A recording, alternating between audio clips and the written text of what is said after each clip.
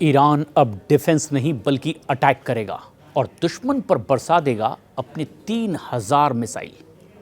Iran ने अपनी सभी घरेलू बैलिस्टिक मिसाइलों को अब पूरी तरह से अपग्रेड कर लिया है। वहाँ के सेना प्रमुख मेजर जनरल अब्दुल रहीम मुसावी ने एक बहुत ही अहम बात का ऐलान कर दिया। दरअसल IRGC की अंडरग्राउंड सिटी में उन्होंने ये कहा कि जून के इजराइल युद्ध से सीख लेकर के अब सटीक कदम उठाए हैं, अपनी रेंज और सॉलिड फ्यूल तकनीक में और ज़्यादा सुधार किया है और अब आक्रामक नीति ईरान ने अपना ली है। गोडाउन में अब 2 से 3 हज़ार मिसाइलें पूरी तरह से तैयार भी है, जिनकी रेंज 2000 किलोमीटर है। ईरान ने अपनी बैलिस्टिक मिसाइलों को पूरी तरह से अपग्रेड किया है। ईरान की सेना के प्रमुख ने ये साफ तौर पर ऐलान कर दिया पूरी दुनिया के सामने। मुसावी ने IRGC यानी इस्लामिक रिवोल्यूशनरी गार्ड्स कॉर्प की एक बहुत ही अहम अंडरग्राउंड फैसिलिटी का उद्घाटन किया और इस दौरान पूरी दुनिया को ये बात बताई। उन्होंने कहा कि घरेलू स्तर पर सभी मिसाइलों को तकनीकी रूप से अब और मजबूत बना लिया गया है और इसमें ईरान की रक्षा क्षमता और ज़्यादा बढ़ गई है। ये अपग्रेडेड पिछले जून में इजराइल के साथ 12 दिनों तक के युद्ध से सीख लेने के बाद इस तरह का कदम उठाया गया है। मेजर जनरल मुसावी ने कहा है कि मिसाइलों को सभी तकनीकी क्षेत्रों में सुधार करके अब और तैयार कर लिया गया है और ये ईरान की मजबूती वाला कदम है।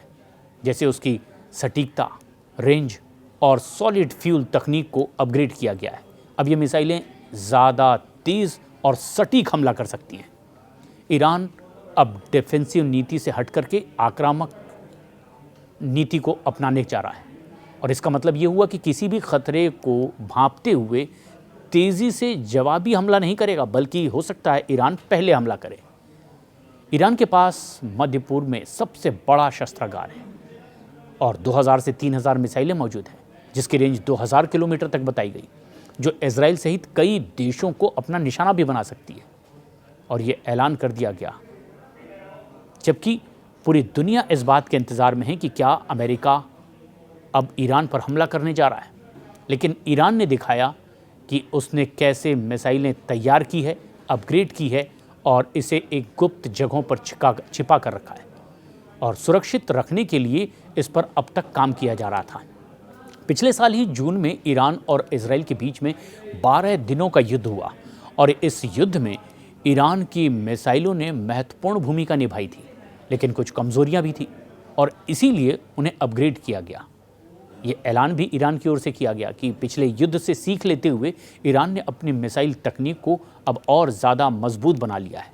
ईरान का दावा यह है कि यह बदलाव उनकी डिटरेंस को और मजबूत करेगी, यानी कि दुश्मन हमला करे उससे पहले ही ईरान अपनी मिसाइलों के साथ तैयार होगा।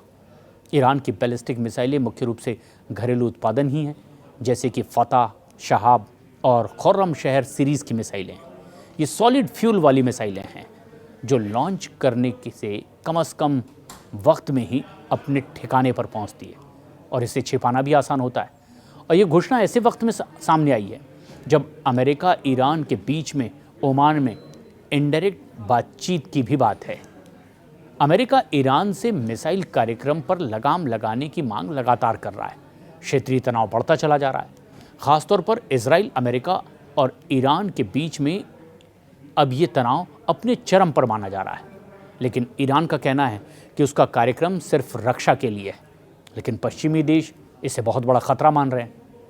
एक्सपर्ट्स के मुताबिक ईरान का शस्त्रागार मिडिल ईस्ट में सबसे बड़ा शस्त्रागार है, जो कि सऊदी अरब, इजराइल और यूरोप के कुछ हिस्सों तक अपनी सीधी पहुंच रखता है। अपग्रेड से इन मिसाइलों की सटीकता और ज़्यादा बढ़ गई है और रेंज भी बढ़ गई है। ऐसे में सबसे ख़ास बात यह है कि क्या ये सीधे इजराइल के लिए सबसे बड़ा खतरा बन गया है और इससे युद्ध की स्थिति में ज़्यादा नुकसान की भी आशंका है। ये अपग्रेडेड ईरान की मिसाइलें ईरान की सैन्य रणनीति में एक बड़ा बदलाव भी है। इससे क्षेत्रीय शक्ति संतुलन भी प्रभावित हो सकता है। अमेरिका और इजराइल ने चिंता जाहिर की और जबकि ईरान इसे अपनी संप्रभुता का ही हिस्सा मानता है। ओमान में चल रही बातचीत इस मुद्दे पर केंद्रित है जहां पर अमेरिका ईरान से मिसाइल विकास को रोकने की लगातार अपील कर रहा है। ये घोषणा भी दिखाती है कि ईरान अपनी रक्षा क्षमताओं को लगातार मजबूत करता चला जा रहा है। और अब सेना प्रमुख का ये ऐलान कि अटैक से पहले किस तरह से हमें तैयार रहना है ताकि पलटवार के लिए हम एक पल की भी देरी न लगाएं।